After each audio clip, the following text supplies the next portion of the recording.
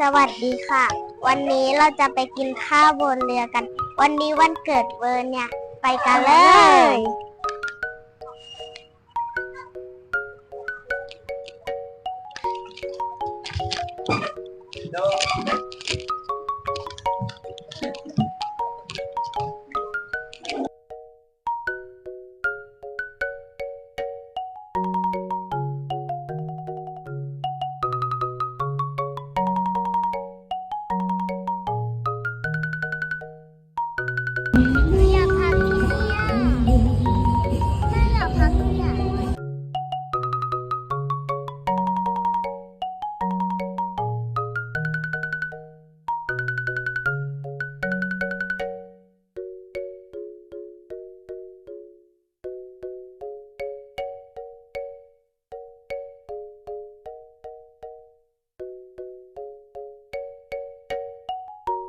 สวยมากเลยค่ะสะพานพระราม8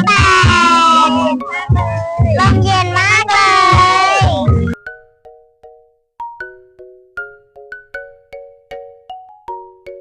เรากำลังจะลอดสะพานแล้วค่ะไปลอดสะพานแล้วว่ะเดี๋ยว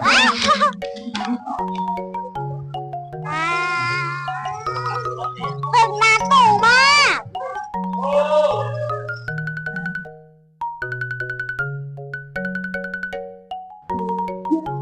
สวยมากเลยอ่ะร้านน้ำเย็นค่ะใช่ค่ะมีเรือสวยๆด้วยอันนั้นเรือบาร์บี้ทำไมมันสีชมพูหมดเลยอันนี้ลำนี้เป็นลำเฮงพอเรานั่งปุ๊บเราก็จะรวยปั๊บเป็นเงินเป็นทองนิวเคลียร์พ่ออยู่นี่ต้องไปไหนนี่แล้วเอาเนี้ยเข้าได้ไหมฝนยังไม่ตกน้ำเขาบอกอุ้ยพ่อมีช่องด้วยเรากลัว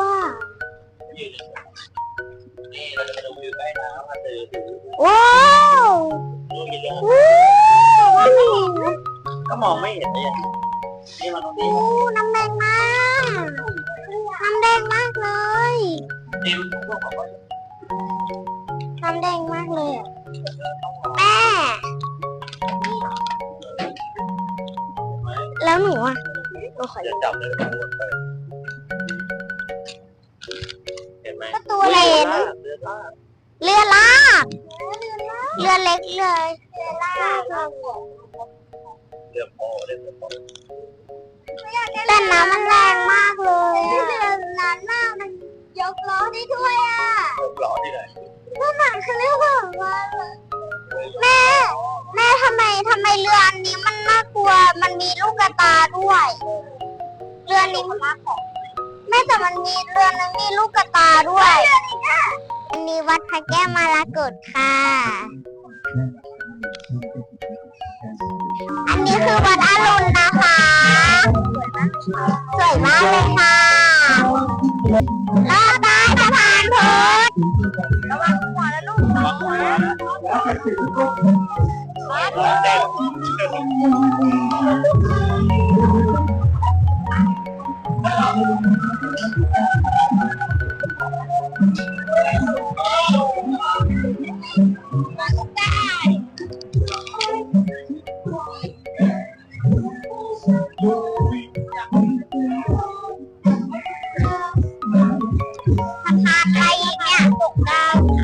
สะพานพระปกเกล้าค่ะ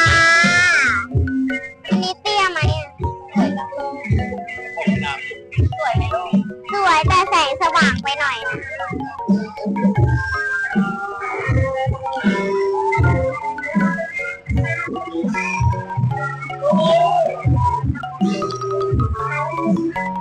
วันนี้ต้องไปกินย่างหนึ่ง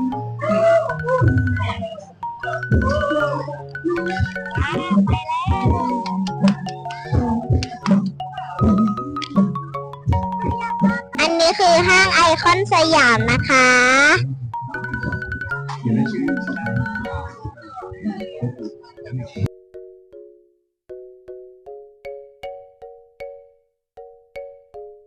นนี้คือเอเชียทีกนะคะ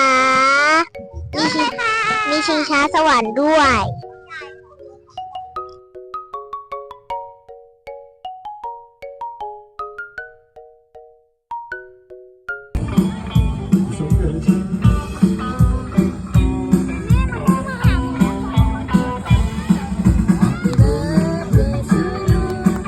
Happy birthday to you. Happy birthday, happy birthday, happy birthday to you.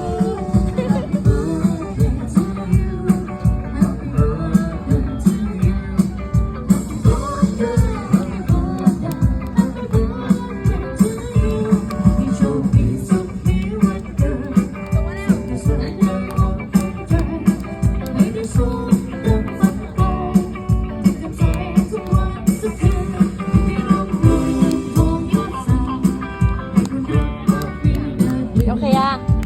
โอเคยัง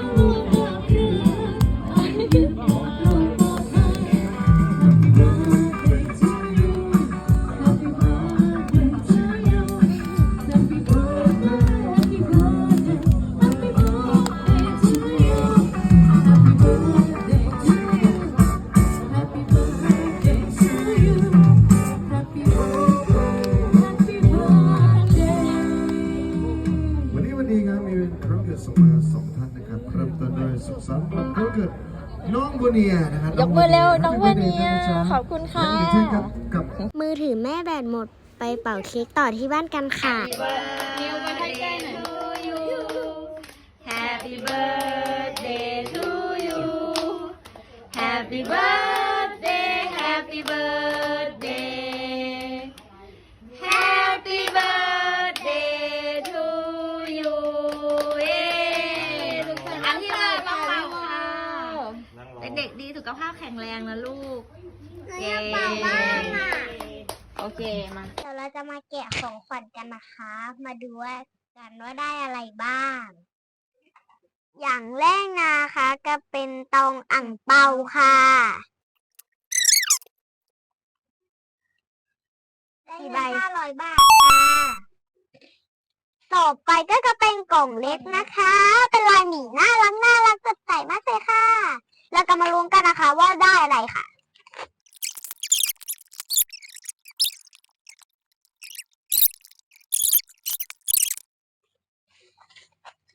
อะไรเนี่ย เหมือนกับเป็นอะไรสักอย่างหนึ่งนะคะอะไรอ่ะ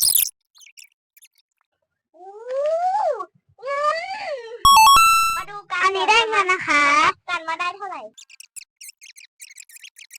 80 500ได้500 บาทค่ะ อันต่อไป ได้500เหมือนอันนี้เลย อันต่อไปดูกันว่าได้อะไรแม่นี้ไม่คงอันต่อไปอันนี้นะคะ มาดูกัน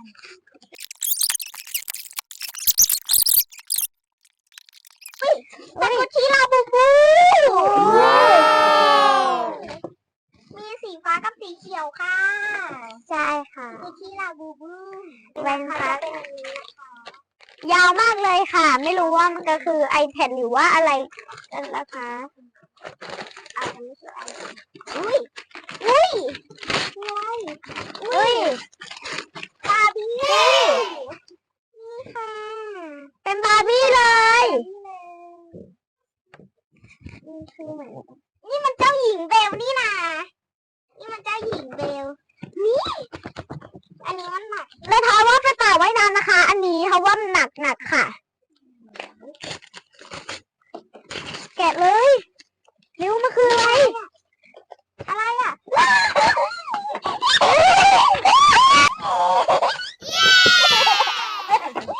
ดีใจไหม ขอบคุณค่ะแม่เราคือของหนูล่ะแล้วของหนูอ่ะ แม่ซื้อให้เชียร์เดี๋ยวลอง หนูก็นึก